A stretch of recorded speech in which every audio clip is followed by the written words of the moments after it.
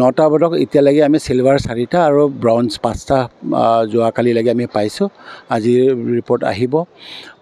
মই আশা কৰোঁ আমি গ'লটো সোনকালে আমাক দিব বা আমি পাম।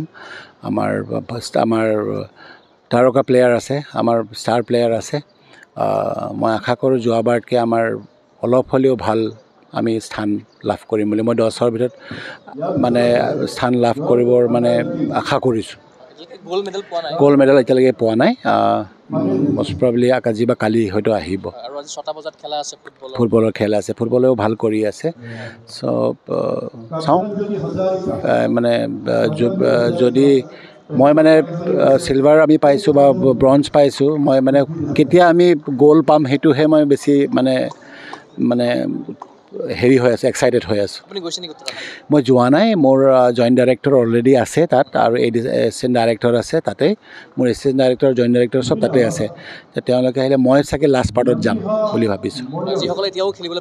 হয়, মানে শুভেচ্ছাটো তেখেতসকলক আমি এটাই ক'ব খুজিছোঁ, তেওঁলোকৰ বেষ্ট পাৰফৰ্মেঞ্চটো দিয়ক। বাকী আৰু ওপৰৱালা আমি আশাটো কৰিছোঁ, গোটেই অসমৰ ৰাইজে আশা কৰিছে যে যোৱাবাৰ আমি 12 স্থানত আছিলোঁ, এইবাৰ 10 স্থানত আহক আৰু আমাৰ ল'ৰা ছোৱালী আৰু আগুৱাই যাওক। আমি চবেই আশা কৰিছোঁ গ'ল্ড মেডেল আহক, আমি ভাল সেইকাৰণে যিসকল আমাৰ তাৰকা প্লেয়াৰ আছে তেওঁলোকে যোৱাবাৰ খেলা নাছিলে যদিও এইবাৰ খেলিছে।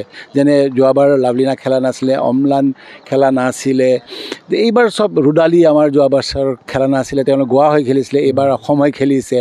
চ' আমি ভাবোঁ মানে খুব মানে প্ৰদৰ্শন ভাল কৰিব বুলি ভাবিছোঁ মানে আহিব লগা দিনবোৰত। চ' তেওঁলোকৰ বেষ্টটো দিয়ক আৰু বাকীটো ওপৰৱালা। আমিতো আশাটো কৰিছোঁৱেই অসমৰ ৰাইজে।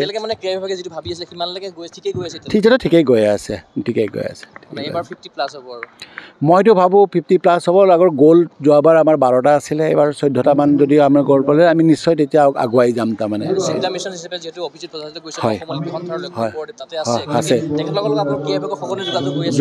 আছে, যোগাযোগ হৈ আছে। আমাৰ চিফ দ্য মিছন যথেষ্ট মানে যোগাযোগ হৈ আছে, তেওঁলোকে কেয়াৰ লৈ আছে। যিমান পাৰে তেওঁলোকে অলিম্পিক সন্থাই তেওঁলোকে চেষ্টা কৰি আছে যে আমাৰ ল'ৰা ছোৱালীবিলাকে যেনে সুবিধা তেওঁলোকে যি সুবিধা পাব লাগে সেইটো পায়, সেইটো চাই আছে। আৰু আমাৰ সেইকাৰণে আমাৰো ডাইৰেক্টৰছৰ টীমো আছে।